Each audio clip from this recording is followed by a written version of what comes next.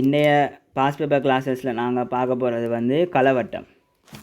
முதலாவது களவட்டத்தை பற்றி உங்களுக்கு வந்து நீங்கள் பேப்பர் செய்கிறதுக்கு முன்னுக்கு அதை பற்றின பேசிக்கான சில ஐடியாஸ் வந்து உங்களுக்கு இருக்கணும்.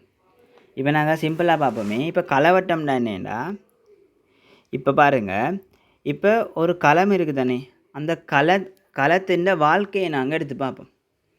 களத்தின் வாழ்க்கையை நாங்கள் எடுத்து பார்க்கக்குள்ள எங்களுக்கு வந்து 2 வகையான நிபந்தனைகள் காணப்படும், 2 வகையான சிச்சுவேஷன் காணப்படும்.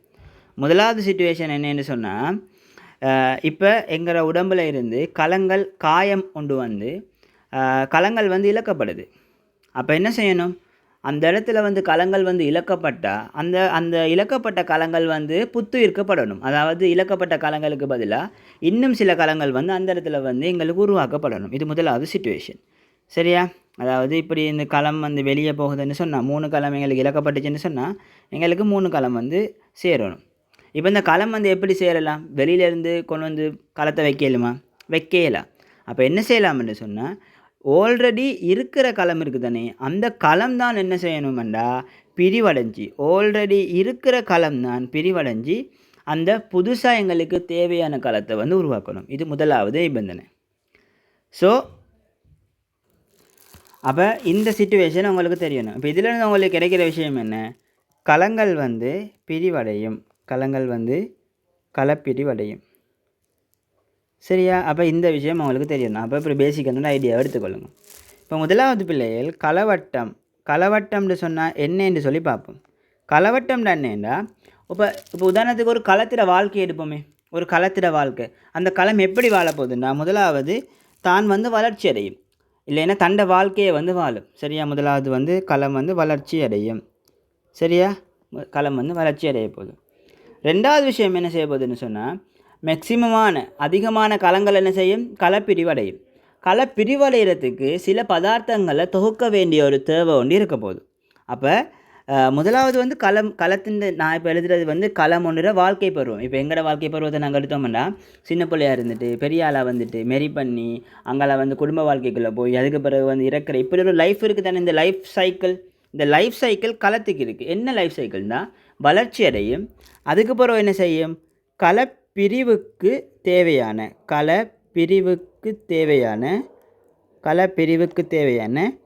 பதார்த்தங்களை தொகுக்கும். சரியா பிள்ளைகள்? பதார்த்தங்களை தொகுக்கும். 3வது விஷயம் என்னென்னு சொன்னால், களப்பிரிவடையும். இப்படி 3 விஷயம், மூணாவது டைமில் களப்பிரிவடைஞ்சோடனே இதில் லைஃப் வந்து போயிடும். சரியா?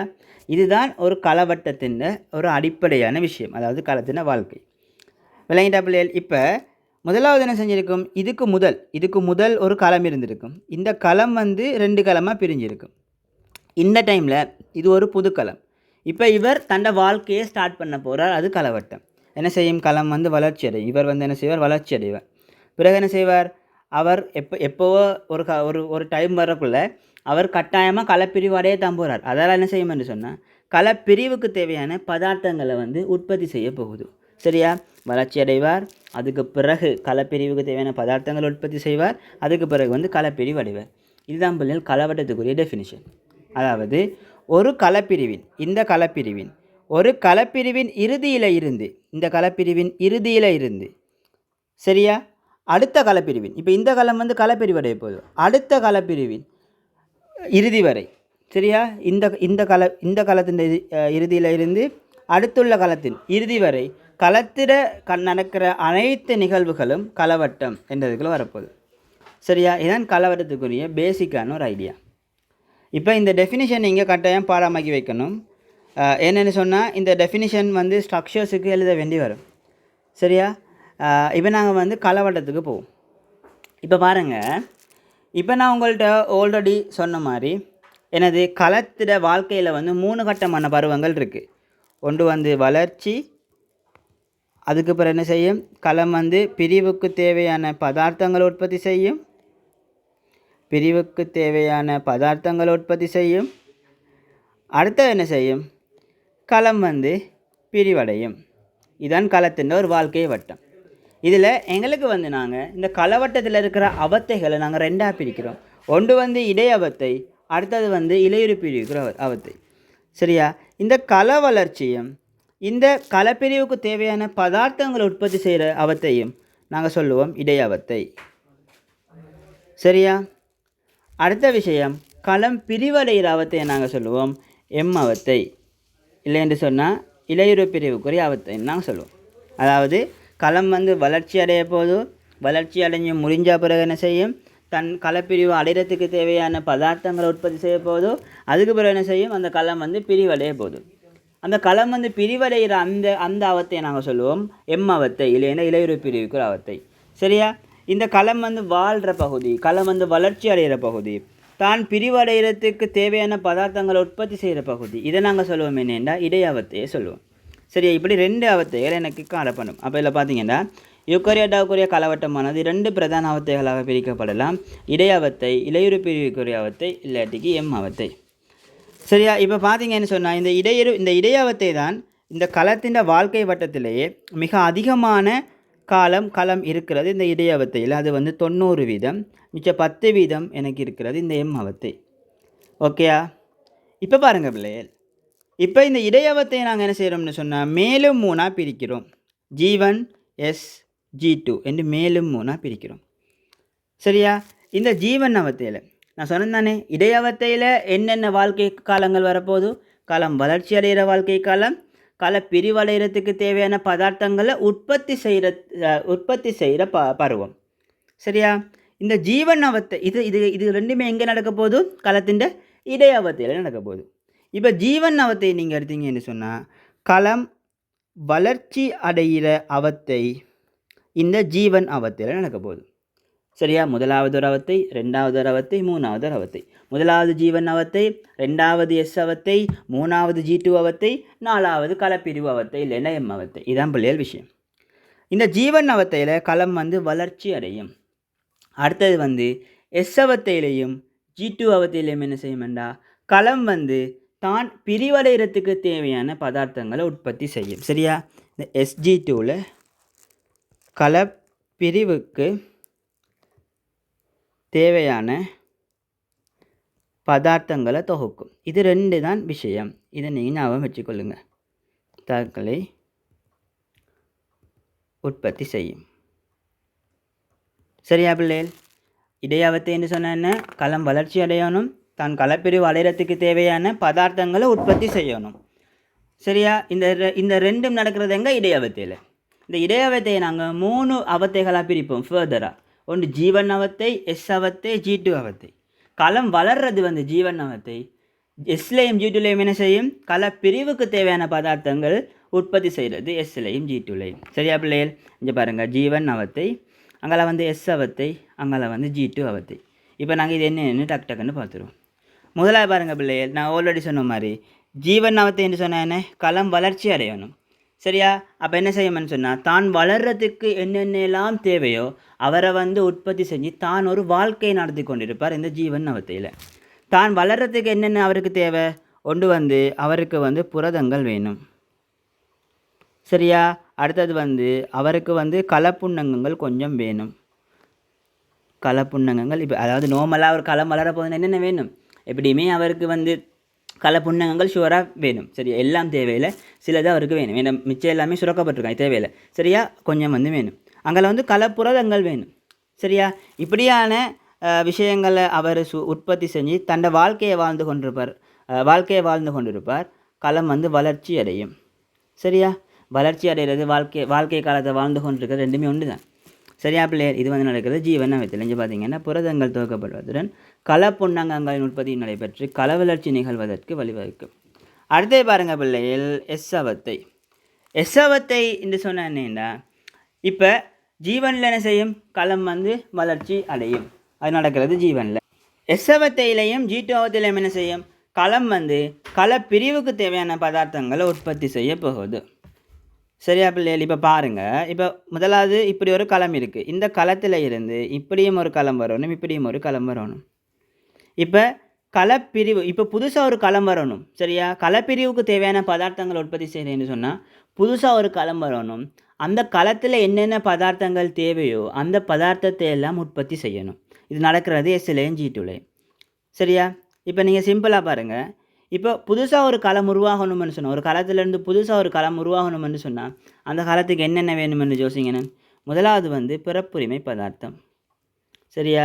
இப்போ ஒரு யூக்கரியாட்டா களம் எடுத்தீங்கன்னு சொன்னால் முதலாவது விஷயம் அதில் பிறப்புரிமை பதார்த்தம் இருக்கும். ரெண்டாவது என்ன? களத்தில் கள புன்னங்கள் காணப்படும். கள புன்னங்கங்கள் காணப்படும். சரியா? மூணாவது பாருங்கண்ணா, இப்போ ஃபோஸ்போலிபிட் இருப்படை. சரியா? ஃபோஸ்போலிபிட் இருப்படை அங்கே சுற்றி இருக்கிற முதலுரிமை மென்சாவு. சரி, அதுகள்லாம் காணப்படும். சரியா பிள்ளைகள்? இப்போ இந்த பிறப்புரிமை பதார்த்தம், இந்த கள புன்னங்கங்கள், இது ரெண்டையுமே எஸ்லையும் G2லையும் அவர் உற்பத்தி செஞ்சு ஆகணும். விளங்கிட்டா? அதில் முதல் கட்டமாக பிறப்புரிமை பதார்த்தம் உற்பத்தி நடக்கும் எங்கேன்னு சொன்னால் எஸ் அவத்தையில். சரியா? பிறப்புரிமை பதார்த்தம் உற்பத்தி நடக்கும் எங்கேன்னு சொன்னால் இந்த எஸ் அவத்தையில்.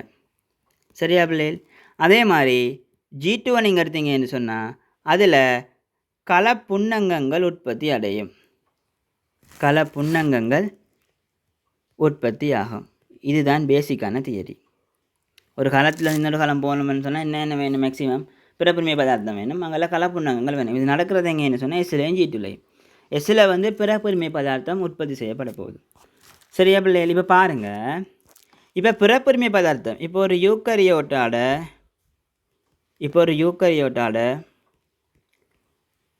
பிறப்புரிமை பதார்த்தம் என்றால் என்ன என்று யோசிங்க. என்ன? குரோமேட்டின். சரியா? டிஎன்ஏ இல்லை, குரோமேட்டின் இலைகள். அதாவது இப்போ ஒரு யூக்கரியோட்டா களத்தில் வந்து இந்த டிஎன்ஏ தான் உண்மைக்குமே பிறப்புரிமை பதார்த்தம். அது எப்படி காணப்படும்னு சொன்னால் குரோமேட்டின் இலைகளாக காணப்படும்.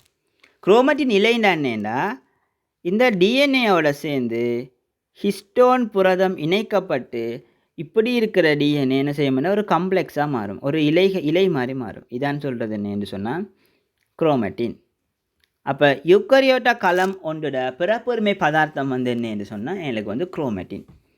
சரியா பிள்ளைகள்? அப்போ என்ன செய்யும்? மெஸ்ஸவத்தையில் புதுசாக வரப்போகிற களத்துக்கு தேவையான பிறப்புரிமை பதார்த்தத்தை உற்பத்தி செய்யணும். பிறப்புரிமை பதார்த்தம் என்ன? குரோமேட்டின். சரியா? புதுசாக வரப்போகிற களத்துக்கு குரோமேட்டின் வேணுமென்று சொன்னால் அந்த இடத்துல டிஎன்ஏயும் வேணும், ஹிஸ்டோனும் வேணும். சரியா பிள்ளைகள்? அப்போ எஸ்ஸவத்தில் என்ன நடக்கும் என்று சொன்னால் டிஎன்ஏயும் உற்பத்தி செய்யப்படும், ஹிஸ்டோனும் உற்பத்தி செய்யப்படும். டிஎன்ஏ எப்படி உற்பத்தி செய்யப்படும்? பழைய காலத்தில் இருக்கிற டிஎன்ஏயை காப்பி பண்ணி பேஸ்ட் பண்ணுற. சரியா? பழைய காலத்தில் இருக்கிற டிஎன்ஏயை காப்பி பண்ணி இன்னொரு டிஎன்ஏ உருவாக்குற. அதற்குரிய பெயர் வந்து டிஎன்ஏ பகர்ப்பு. சரியா? டிஎன்ஏ பகர்ப்படைஞ்சி எனக்கு ஒரு டிஎன்ஏ உருவாக்கப்படும். அடுத்தது வந்து ரைபோசோமை யூஸ் பண்ணி நான் வந்து ஹிஸ்டோன் என்ற புரதத்தை உருவாக்கி வச்சுக்கொள்வேன். சரியா?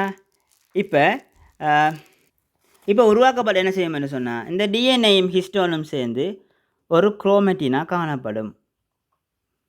சரியா?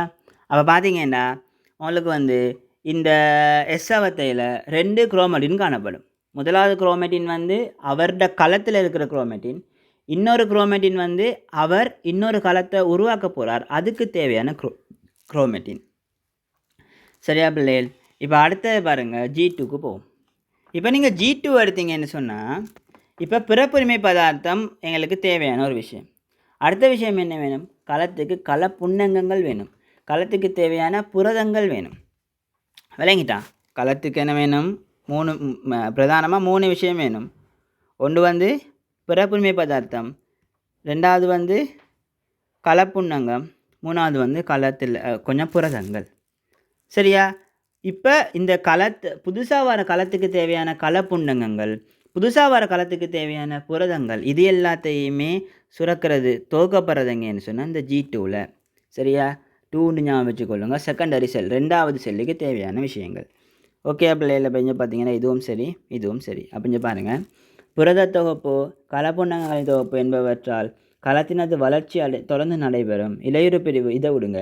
சரிதானே? இலையுறு பிரிவுக்கு அவசியமான புரதங்கள் துவக்கப்படும், மையமூர்த்தங்கள் இரட்டிப்படையுமா. அடுத்த விஷயம் வந்து களப்பிரிவுக்கு தேவையான பதார்த்தங்கள் உற்பத்தி செய்கிறதானே, அங்கால மையமூர்த்தமும் இரட்டிப்படையும். சரியா? இப்போ கலப்பிரிவுக்கு வந்து மையமூட்டம் வந்து 2 ஆகணும். சரியா? இந்த இதுகள் நடக்கிறதுங்கன்னு சொன்னா G2ல. சரியா? இப்போ பார்த்தீங்கன்னு சொன்னா, இப்போ வந்து களம் வளர்ச்சியும் அடைஞ்சிட்டு, கலப்பிரிவுக்கு தேவையான பதார்த்தங்களும் உற்பத்தி செய்யப்பட்டுட்டு, இப்போ என்ன செய்ய போகுது களம்? பிரிய போகுது. அத நாங்க பார்க்க போறோம். சரியா? இப்ப அதுக்கு முன்னுக்கு ஒரு சின்ன விஷயம் ஒன்று இருக்கு. எங்கட மனிதன்ல உடம்புல 2 வகையான கலங்கள் காணப்படும்.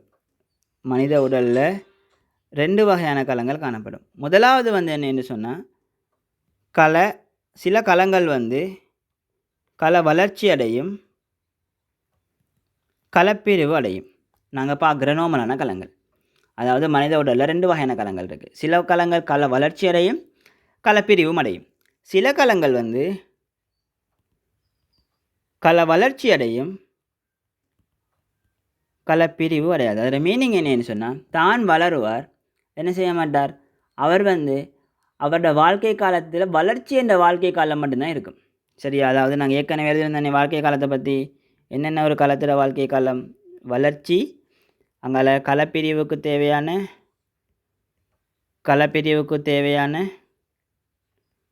பதார்த்த தொகுப்பு,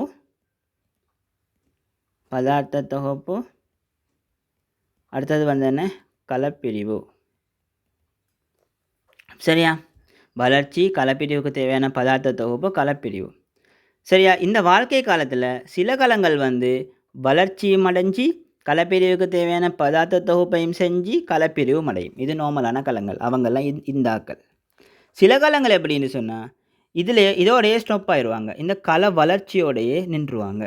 அவங்களுக்கு கலப்பிரிவுக்கு தேவையான பதார்த்த தொகுப்பு நடக்காது, கலப்பிரிவும் நடக்காது. சரியா? சிம்பிளா சொல்லப்போனா, வளர்ச்சி எந்த அவத்தை? G1 அவத்தை. கலப்பிரிவுக்கு தேவையான பதார்த்த தொகுப்பு எந்த அவத்தை? S மற்றும் G2 அவத்தை. கலப்பிரிவு என்ன அவத்தை? M அவத்தை. அப்ப அவங்களுக்கு வந்து என்ன நடக்கும்னு சொன்னா, கல வளர்ச்சி அடையும். அப்ப G1 அவத்தை நடக்கும். கலப்பிரிவுக்கு தேவையான பதார்த்த தொகுப்பு நடக்காது. அப்ப Sம் நடக்காது, G2ம் நடக்காது. சரியா? கலப்பிரிவு Mம் நடக்காது. இதான் விஷயம். சரியா பிள்ளைகள்?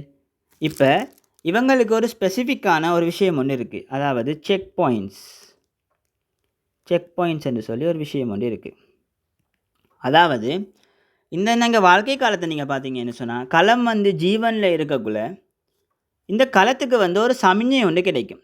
அதாவது ஒரு சிக்னல், ஒரு சமிஞ்ஞை ஒன்று கிடைக்கும். அந்த சமிஞ்ஞை கிடைச்சிச்சுன்னு சொன்னா, அந்த களம் வந்து என்ன செய்யும்னு சொன்னா, தன்னை வாழ்க்கையின் அடுத்த கட்டத்துக்கு போகிறார். அதாவது களம் வந்து வளர்ச்சி பருவத்தில் இருக்கார். அதாவது ஜீவன்ல இருக்கார். அவருக்கு ஒரு சமிஞ்ஞை ஒன்று கிடைக்க போதோ, அந்த சமிஞ்ஞை கிடைச்சவொன்னு என்ன செய்ய போகிறார்? அவர் தன்னோட வாழ்க்கை காலத்துக்குரிய அடுத்த பகுதிக்கு போகிறார். எது அவரோட வாழ்க்கை காலத்துக்குரிய அடுத்த பகுதி? கலப்பிரிவுக்கு தேவையான பதார்த்த தொகுப்பு.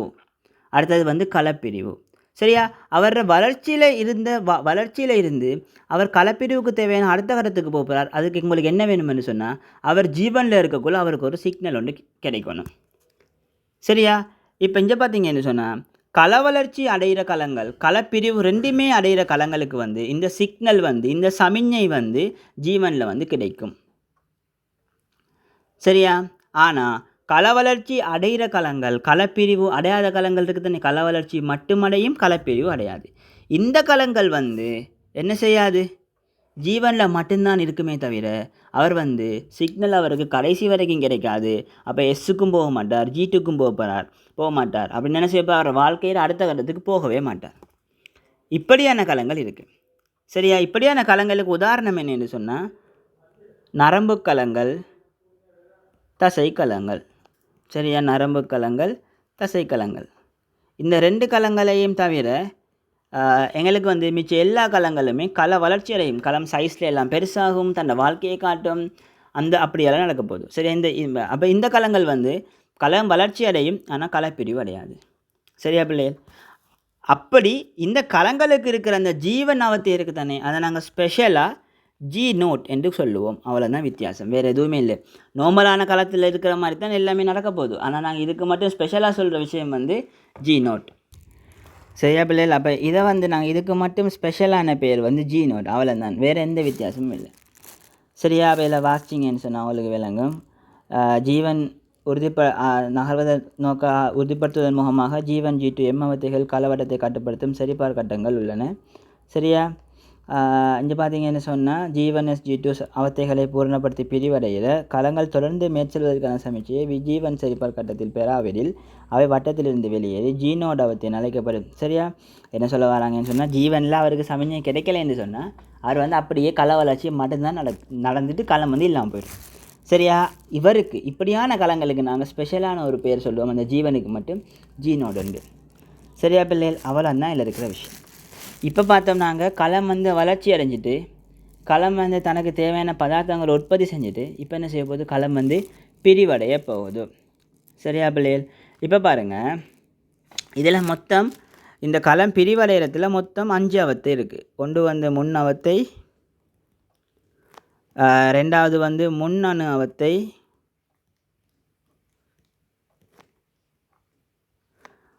மூணாவது வந்து அணு அவத்தை,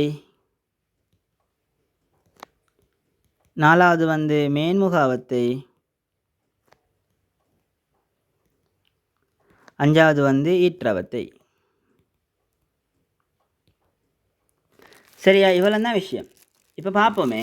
இப்போ நீங்கள் முன்னவத்தை எடுங்க. முன்னவத்தையில் எனக்கு பிரதானமாக 3 செயற்பாடுகள் நடக்கும்.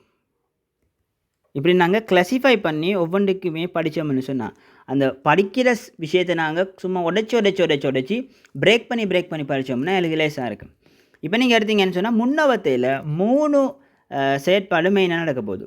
முதலாவது விஷயம் என்னென்னு சொன்னால் புன்கரு மறையும். சரியா, இதை வந்து விளங்கப்படுத்துறதுக்கு எதுவும் இல்லை, புன்கரு மறையும். ரெண்டாவது விஷயத்தை பார்த்தீங்கன்னு சொன்னால் நிறமூர்த்தத்தில் ஏற்படுற மாற்றம். நிறமூர்த்தத்தில் ஏற்படும் மாற்றம். மூணாவது பார்த்தீங்கன்னு சொன்னால் நுண்புன்குழாய்களில் ஏற்படும் மாற்றம். நுண்புன்குழாய்களில் ஏற்படும் மாற்றம். சரி, ஏற்படும் மாற்றம் இல்லை, மாற்றம் ஏற்படுதல் என்ன மாதிரி பார்த்துக்கொள்ளுங்க. இப்போ நிறமூர்த்தத்தில் ஏற்படுற மாற்றம்டா பாருங்கள் பிள்ளைகள். இப்போ எங்களுக்கு எஸ்ஸவத்தையில் எப்படி இருக்குது, எங்களுக்கு வந்து 2 குரோமேட்டின் வரப்போகுது. சரியா, 2 குரோமேட்டின் வரப்போகுது. ஏனென்றா ஒன்று வந்து இதால் வந்த குரோமேட்டின், அந்த எங்களுக்கு இந்த எஸ்ஸவத்தையில் உருவாக்கப்பட்ட குரோமேட்டின். ரெண்டாவது வந்து என்ன, ஆல்ரெடி களத்தில் இருக்கிற அந்த குரோமேட்டின். நிறமூர்த்தத்தில் மாற்றம் ஏற்படுறேன்னு சொன்னால் இந்த நிறமூர்த்தத்தில் இருக்கிற குரோமேட்டின் இருக்குது தானே, இந்த குரோமேட்டின் இப்போ டிஎன்ஏயும் ஹிஸ்டோனும் சேர்ந்தால் அதை நாங்கள் என்ன சொல்லுவோம், அதை வந்து குரோமேட்டின் என்று சொல்லுவோம். நிறமூர்த்தத்தில் என்ன மாற்றம் ஏற்படும்னு சொன்னால் இந்த ஹிஸ்டோன் என்ற புரதம் இல்லாமல் போயிடும். அது முதலாவது விஷயம். இல்லாமல் போனோடனே இந்த டிஎன்ஏ இப்படி ஒரு நேரான ஒரு சிக்கலில் இருந்து ஒரு நேரான ஒரு பதார்த்தமாக வந்துடும். ரெண்டாவது விஷயம் என்னன்னு சொன்னால் நீரை வந்து உறிஞ்சும், நீரினை உறிஞ்சும். நீரினை உறிஞ்சு என்ன செய்யும்னு சொன்னால் நீரினை உறிஞ்சினா என்ன செய்யும், இப்படி இருக்கிறது வந்து அப்படியே வீங்கி போகும், அப்போ வந்து தடிக்கும். அடுத்தது வந்து சின்னனா போகும், அப்போ வந்து நாங்கள் சொல்லுவோம் குறுகும். இதுதான் நிறமூர்த்தத்தில் ஏற்படுற மாற்றம்.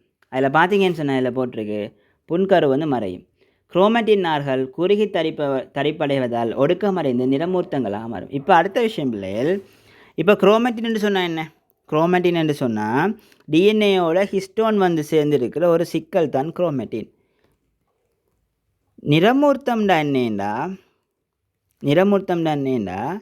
இந்த நீரை உறிஞ்சினத்தால் வர தடித்த கட்டமைப்பு, குட்டியாக ஆகின கட்டமைப்பு, குரோமேட்டின் இழக்கப்பட்ட கட்டமைப்பு, இதை நாங்கள் சொல்லுவோம் என்னென்னா நிறமூர்த்தம் என்று. அதாவது குரோமேட்டின் இழக்கப்பட்ட நீரினை உறிஞ்சி தடித்த குறுகிய பிறப்புரிமை பதார்த்தம் தான் எங்களுக்கு வந்து நிறமூர்த்தம். சரியா, இப்போ பாருங்கள். இப்போ அடுத்த விஷயம் பிள்ளைகள் என்னென்னு சொன்னால் நிறமூர்த்தத்தில் ஏற்படுற மாற்றம். அடுத்த விஷயம், இப்போ எனக்கு வந்து நிறமூர்த்தத்தில் பார்த்தீங்கன்னு சொன்னால் இப்போ 2 நிறமூர்த்தம் வந்துடும். சரியா, ஒன்று வந்து உங்களுக்கு வந்து இதில் இருக்கிற நிறமூர்த்தங்கள், என்னது உங்களோட களத்தில் இருக்கிற நிறமூர்த்தங்கள்.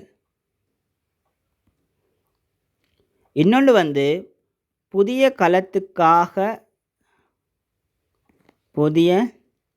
களத்துக்காக துவக்கப்படும் நிறமூர்த்தங்கள்.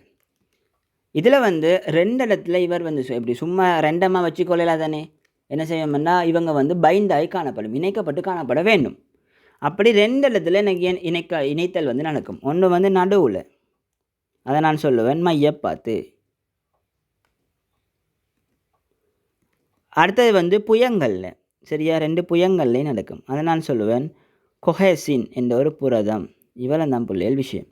அதாவது பார்த்தீங்கன்னு சொன்னால் முன்னவத்தையில் 3 விஷயம் நடக்கும். ஒன்று வந்து புன்கருமறையும், அடுத்தது வந்து என்ன செய்ய போனால் நிறமூர்த்தங்களில் ஏற்படுற மாற்றம் என்ன செய்ய போகுது, அதாவது பரம்பரை இலைகளில் ஏற்படுற மாற்றம் என்ன செய்ய போகுது, குரோமேட்டினாக இருந்தது எப்படி வருது, நிறமூர்த்தமாக வருது. குரோமேட்டினாக இருந்தது நிறமூர்த்தமாக வருதுன்னு சொன்னால் என்ன செய்யும், அந்த ஹிஸ்டோன் புரதம் இழக்கப்பட்டு நீரை ஏற்று குறுகி தடிக்குது. இவ்வளோ தான் விஷயம், சரியா. அடுத்து என்ன செய்ய போதோ, நிறமூர்த்தங்கள் வந்து பைண்ட் ஆக போகுது. எப்படி பைண்ட் ஆகும், 2 இடத்துல பைண்ட் ஆகும். முதலாவது இடம் வந்து மையப்பாத்து, 2வது வந்து புயங்கள், அது வந்து கொஹெசின். இதில் பார்த்தீங்கன்னு சொன்னால் நிறமூர்த்தங்கள் மையப்பாத்தில் இணைந்த இரு உடன் பிறந்த அரைநிற உருக்களாக தென்படும். அடுத்தது பார்த்தீங்கன்னு சொன்னால் எனக்கு வந்து கொஹெசினோடு இணைக்கப்பட்டு காணப்படும். அடுத்த விஷயம் பாருங்கள், 3வது பாருங்கள். 3வது என்ன, 3வது வந்து புன்குழாய்களில், நுண்புன்குழாய்களில் ஏற்படுற மாற்றம். நுண்புன்குழாய்களில் ஏற்படுற மாற்றம் என்னென்னு சொன்னால், இப்போ பார்த்தீங்கன்னா நுண்புன்குழாய்களில் இருந்து கதிர்கள் உருவாகும். கதிர்கள் என்ன, அப்போ நுண்புன்குழாய்கள் இப்படி நிற்குது. இந்த நுண்புன்குழாய்கள் பல்பாத்தாக்கப்படும். இப்படி பல்பாத்தாக்கப்பட்டு கதிர்கள் உருவாக தொடங்கும், சரியா. இது வந்து நுண்புன்குழாய்களில் ஏற்படுற மாற்றம். இந்த உருவாகிற கதிர்கள் வந்து எந்த ஷேப்பில் எனக்கு இருக்குமென்னு சொன்னால் ஒரு நட்சத்திரம் மாதிரி இருக்கும், சரியா. அதை நான் தமிழில் வந்து உடுவுரு என்று சொல்லுவேன், சரியா. அஸ்டர். இவ்வளோ தான் பிள்ளைகள் விஷயம், சரியா. அடுத்தது பார்த்தீங்க என்று சொன்னால் இப்படி நுண்புன்குழாய்கள் என்ன செய்ய போதும், எனக்கு வந்து கதிர்கள் உருவாக தொடங்கும். நுண்புன்குழாய்கள் அப்போ பார்த்தீங்கன்னா இலையுறை பிரிவுக்குரிய கதிர்கள் உருவாக தொடங்கும், சரியா. இதுதான் பிள்ளைகள் விஷயம், சரிதானே. இப்போ இந்த மையமூர்த்தம், கதிர்க்குரிய நுண்குழாய்கள், உடுவுரு, இந்த அப்படியே வந்து நுண்புன்குழாய் சிக்கல் ஒன்று காணப்படும், சரியா பிள்ளைகள். நான் ஆல்ரெடி சொன்ன மாதிரி எனக்கு வந்து G2 அவத்தில் என்ன செய்யும்போது மையமூர்த்தம் வந்து 2ஆகி எனக்கு வந்து மையமூர்த்தம் வந்து இருக்குது. இப்போ சரியா, மொத்தம் வந்து முன்னவத்தில் 3 விஷயம் நடக்க போகுது. ஒன்று வந்து புன்கருமறையும், முன்னவத்தை 3 அப்படி ஞாபகம் வச்சுக்கொள்ளுங்க. 2வது வந்து என்ன செய்ய போது, நிறமூர்த்தங்களில் ஏற்படுற மாற்றம். அதாவது குரோமேட்டின் நிறமூர்த்தமாக மாறும், நிறமூர்த்தம் 2 இடத்துல பைண்ட் ஆகிற, இந்த 2 விஷயம் நடக்க போகுது. அடுத்த விஷயம் பார்த்தீங்கன்னா நுண்புன்குழாய்களில் ஏற்படுற மாற்றம். இது உங்களுக்கு நடக்க போதுங்கன்னு சொன்னால் முன்னவத்தையில். அடுத்தது பாருங்கள், முன்னணு அவத்தை.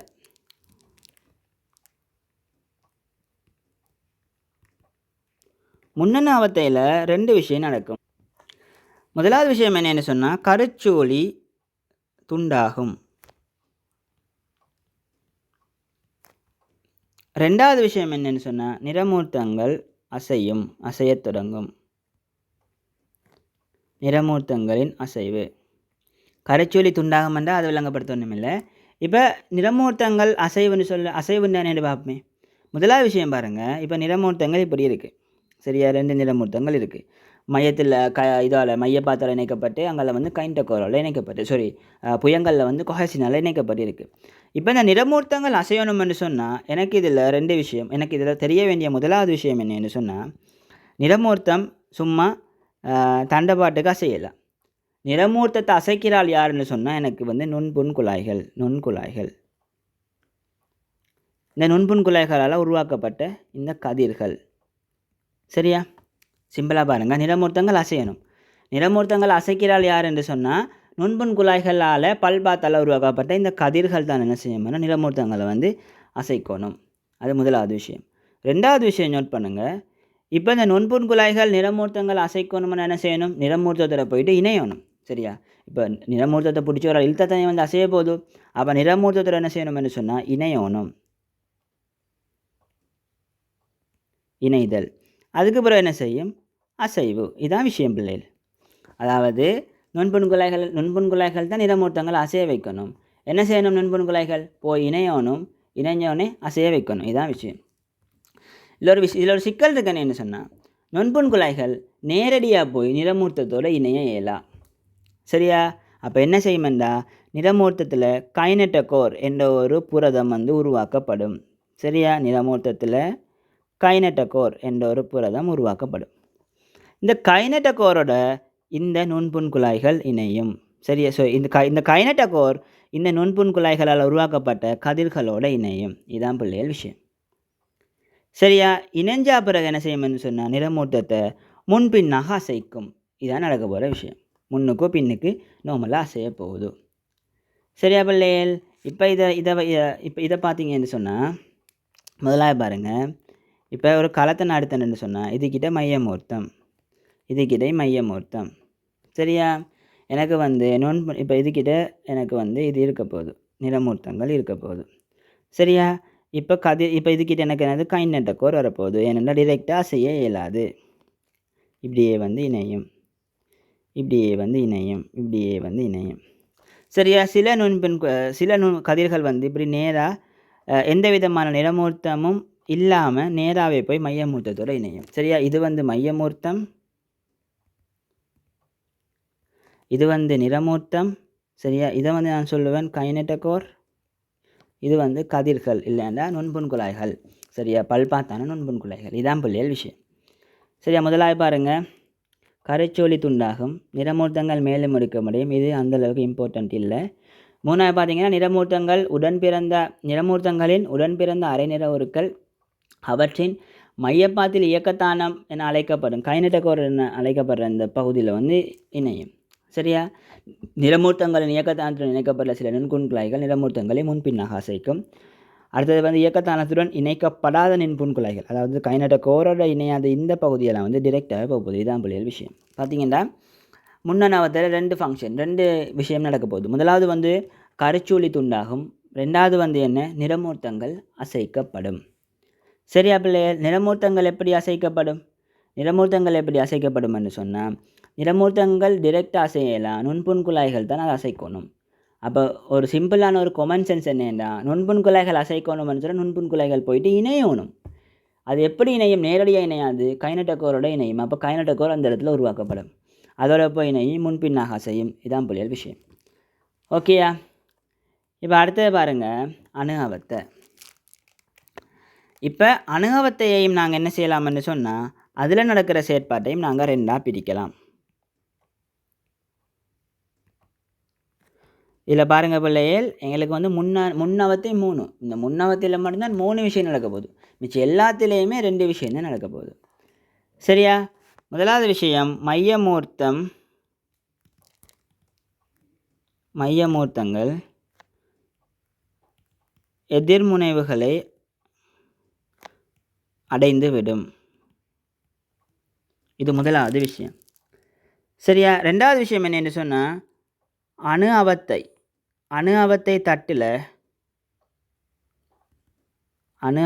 தட்டில்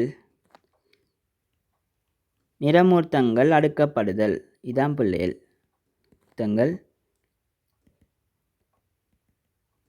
அடுக்கப்படுதல். இதில் பார்த்தீங்கன்னு சொன்னால் விளங்கும் பிள்ளைகள் என்னன்னு சொன்னால் மையமூர்த்தம் என்ன செய்யும், எங்களுக்கு வந்து இடையவத்தையிட G2 ஸ்பேஸில் வந்து உருவாக்கப்பட்டு மெதுவாக முனைகளை நோக்கி போய் கொண்டிருக்கும். ஆனால் கம்ப்ளீட் ஆகாது. எங்களுக்கு அணு அவத்தையில் கம்ப்ளீட் ஆகும். நீங்கள் அதெல்லாம் யோசிக்க தேவையில்ல. அணு அவத்தையில் 2 விஷயம் நடக்கும். ஒன்று வந்து மையமூர்த்தங்கள் எதிர்முனைவுகளை அடைந்து விடும், கம்ப்ளீட் ஆகிடும், அடைய தொடங்கும் இல்லை, அடைந்து விடும். ரெண்டாவது விஷயம் என்ன பிள்ளைகள் என்றால் அணு அவத்தை தட்டில் வந்து நிறமூர்த்தங்கள் அடுக்கப்படுற. அணு அவத்தை தட்டுன்னு சொன்னேன்னா உங்களுக்கு வந்து இந்த களத்தில் இப்படி ஒரு பகுதி காணப்படும். சரியா? இப்படி ஒரு பகுதி காணப்படும். சரியா? இதுக்கிட்ட எனக்கு மையமூர்த்தம், இதுக்கிட்ட எனக்கு மையமூர்த்தம். இந்த அணு அவத்தை தட்டில் வந்து அந்த நிறமூர்த்தம் வந்து இணைக்கணும்னு சொன்னால் ஒரு மேக்னட்டிக் பவர் வேணும், ஒரு காந்தம் வேணும், ஒரு காந்த சக்தி வேணும். சரியா? அதாவது நிறமூர்த்தம் ஒரு அணு அவத்தை தட்டுன்றது ஒரு இரும்பு, நிறமூர்த்தம் வந்து ஒரு இது. சரிதானே? அந்த காந்த சக்தி எங்கே கிடைக்கும்னு சொன்னால் எனக்கு வந்து மையப்பாத்தில் காணப்படும். மையப்பாத்து வந்து ஒரு காந்த சக்தி. அணுவாத்தி தட்டு வந்து ஒரு பிளேட். அப்போ அதில் போய் என்ன செய்யும்னா நிறமூர்த்தங்கள் இணைக்கப்பட்டு விடும். அதில் பார்த்தீங்கன்னா விளங்கும் பிள்ளைகள், இந்த மையப்பாத்து வந்து என்ன செய்யும்னா அணுவாத்தி தட்டில் போய் பைண்ட் ஆகும். இதுதான் சொல்ல வர விஷயம். சரியா பிள்ளைகள்? இப்போ பாருங்கள், இதில் சொல்லியிருந்த விஷயத்தை பாருங்கள். இப்போ எனக்கு ஆல்ரெடி இருக்கிற மாதிரி இந்த நுண்புண்குழாய்கள் கைநெட்டக்கோர் அப்படியே இருக்கும். சரியா? அதே மாதிரி சிலது என்ன செய்யுது, டிரெக்டாக வந்து மையமூர்த்தத்தோடு போகும். அதாவது இதில் இணையாதாக்கள், நிறமூர்த்தத்தில் இணையாதாக்கள். மையமூர்த்தங்கள் எதிரெதிர் முனைவுகளை அடையும். ஒவ்வொரு முனைவுகளிலுமிருந்து சமதூரத்தில் காணப்படும் அணு அவத்தை தட்டி என அழைக்கப்படும் இடத்தை நிறமூர்த்தங்கள் வந்தடையும். வந்தோன்னு என்ன செஞ்சிடும் காந்தம் மையப்பாத்து அதில் போயிட்டு இது வந்து அனவதி தட்டில் ஒழுங்கமையும் இவ்வவத்தை நிறுதியில் களத்தின் ஒவ்வொரு நிறமூர்த்தம் இயக்கத்தான நுண்புண் குழாய்களுடன் மையப்பாத்து இணைக்கப்பட்டு அனவதி தட்டில் ஒழுங்குபடுத்தப்படும். இதான் விஷயம். சரியா பிள்ளை? என்ன சரி டவுட்னா கேளுங்க. அடுத்தது பாருங்கள், மேன்முக அவத்தை. மேன்முக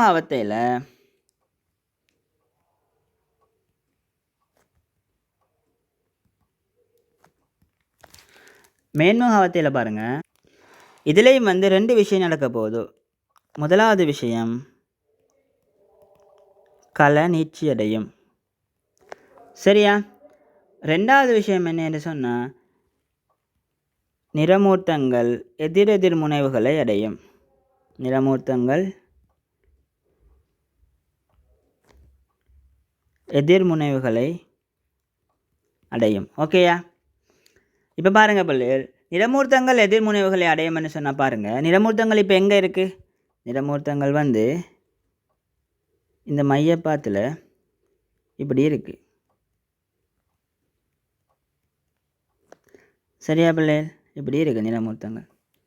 இப்போ பார்த்தீங்கன்னு சொன்னால் நிறமூர்த்தங்கள் இப்போ எதிர் முனைவுகளை அடையணும். அப்படின்னா நிறமூர்த்தங்கள் வந்து என்ன செய்யணும்டா, இவர் வந்து இங்கால போகணும், இவர் வந்து இங்கால போகணும். இங்கே சிம்பிளாக யோசிச்சு பாருங்கள். மையப்பாத்தை வந்து என்ன செஞ்சது, அனுமதி தட்டில் காந்தம் மாதிரி பொண்டாகி இருக்குது. சரியா பிள்ளைகள்? அப்போ என்ன செய்யணும்னு சொன்னால் முதலாவது விஷயம் மையப்பாத்து. சரியா? முதலாவது என்ன செய்யணும், இந்த அனுமதி தட்டில் இருந்து நாங்கள் என்ன செய்யணும், இந்த மையப்பாத்தை வந்து கலட்டணும். அது முதலாவது சிம்பிளான காமன் சென்ஸ் விஷயம். 2வது பார்த்தீங்கன்னு சொன்னால் ஒவ்வொரு நிறமூர்த்தமும் என்ன செஞ்சுருக்கும், மையப்பாத்தில் இணைக்கப்பட்டு காணப்படும். நான் ஆல்ரெடி சொன்ன மாதிரி. சரியா? நிறமூர்த்தங்கள் ஏற்படுற மாற்றம்னு சொல்லி நாங்கள் வந்து முன்னவத்தில் இதை படித்தோம். மையப்பாத்தில் இணைக்கப்பட்டு காணப்படும். அப்போ எதிரெதிர் முனைவுகளுக்கு பிரிஞ்சு போகணும்னு என்ன செய்யணும், மையப்பாத்து வந்து உடைக்கப்படணும். சரிதானே? அப்போ மையப்பாத்தில் பிரிக்கப்படும், மையப்பாத்து பிரிக்கப்படும். இது முதலாவது விஷயம் பிள்ளை. இப்போ என்ன செஞ்சுட்டு, இப்போ வந்து நிறமூர்த்தங்கள் எதிரெதிர் முனைவுகளுக்கு போகணும். அப்போ நாங்கள் அதுக்கு தடையாக இருக்கிற அனுபவத்தை தட்டு அதையும் உடைச்சிட்டோம், மையப்பாத்தையும் உடைச்சிட்டோம். இப்போ என்ன செய்யணும், நுண்புண் குழாய்கள் கைநட்டக்கோரோட இணைஞ்சிருக்கு. விளங்கிட்டா பிள்ளைகள்? இப்போ 2 இங்கால போகணும்னு சொன்னால் நிறமூர்த்தங்கள் அசைகிறதுக்கு மெயினாக யார் இருக்கிற, எங்களுக்கு நுண்புண் குழாய்கள். அப்போ நுண்புண் குழாய்கள் குறுகும், சின்னதாக போகும். அதாவது இங்கே இருக்கிற நுண்புண் குழாய்கள் வந்து சின்னதாக போனோடனே சின்னதாக போக போக என்ன செய்யும், இவர் வந்து இங்கால இழுபடுவார், இவர் வந்து இங்கால இழுபடுவார். அப்போ 2வது விஷயம் நுண்புண் குழாய்கள் குறுகும். கதிர்கள் தான் குறுகும், ஆனால் நுண்புண் குழாய்கள்ட பல்பாத்து. இந்த 2 செயற்பாடாலையும் என்ன செஞ்சிடும்னு சொன்னால் எங்களுக்கு வந்து நிறமூர்த்தங்கள் இந்த 2 சைடுக்கும் வந்துடும். அதாவது நிறமூர்த்தங்கள் இப்படி வந்து நிற்கும்.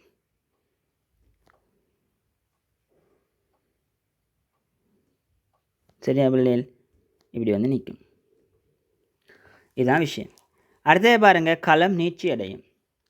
களம் நீட்சி அடையும் எப்படின்னு சொன்னால், இப்போ களம் பெருசாகணும், நுண்புண் குழாய் நிறமூர்த்தங்கள் அசையணும். இது எல்லாத்தையுமே மெயினாக செய்கிறது யாருன்னா எங்களுக்கு நுண்புண் குழாய்கள் தான்.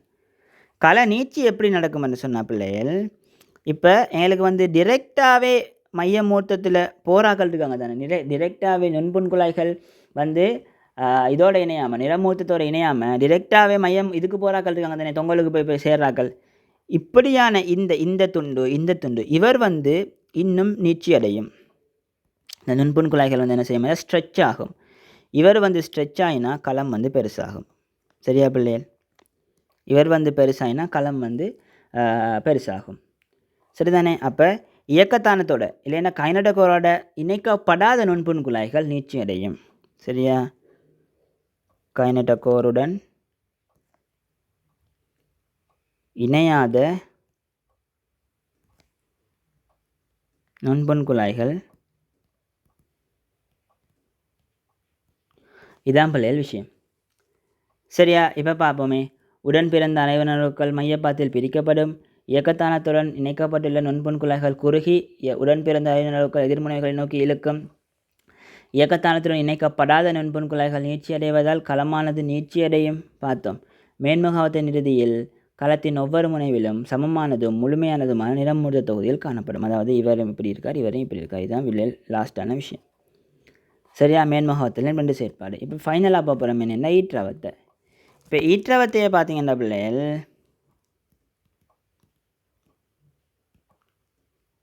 ஈற்றவத்தையை பாருங்கள். இப்போ ஈற்றவத்தையில் என்ன நடக்கும்னு சொன்னால் முதலாவது விஷயம் என்னென்னா களம் வந்து மேல்நிலையை அடையும். களம் வந்து மேல்நிலை அடையும். அதில் மீனிங் என்னென்னா இந்த களப்பிரிவுக்காக களத்தில் என்னென்ன மாற்றங்கள்லாம் வந்துச்சோ அது எல்லாம் மேலக்கப்படும். முதலாக பாருங்கள், முன்னவத்தையில் 3 மாற்றம். என்னது? புன்கரு மறையும். அப்போ இங்கே புன்கரு திரும்ப உருவாக்கப்பட்டுரும். புன்கரு உருவாகும். ரெண்டாவது என்ன முன்னவத்தில் நடக்கிறது? நிறமூர்த்தங்கள் ஏற்பட்ட மாற்றம். என்னது? குரோமேட்டின் வந்து ஹிஸ்டோன் எல்லாம் போய் நிறமூர்த்தமாக மாறும். இப்போ என்ன செய்யணும்னு சொன்னால் மீண்டும் குரோமேட்டின் உருவாகும். சரியா பிள்ளைகள்? மூணாவது விஷயம் என்ன? எனக்கு வந்து அதாவது புன்மயத்திகளில் ஏற்படுற மாற்றம் ஒன்று படித்தோம். அதாவது வந்து என்ன செய்ய போகுதுன்னா கதிர்கள் வந்து நுண்புண் குழாய்கள் உருவாக்கப்படுற. அப்போ என்ன செய்யும்? நுண்புண் குழாய்கள், அதாவது வந்து நுண்புண் குழாய்கள் பல்பாத்து ஆக்கப்பட்டு கதிர்களாக மாறி இருக்கும். அப்போ நாங்கள் எழுதணும் நுண்புண் குழாய்கள் பல்பாத்து அகற்றப்படும்.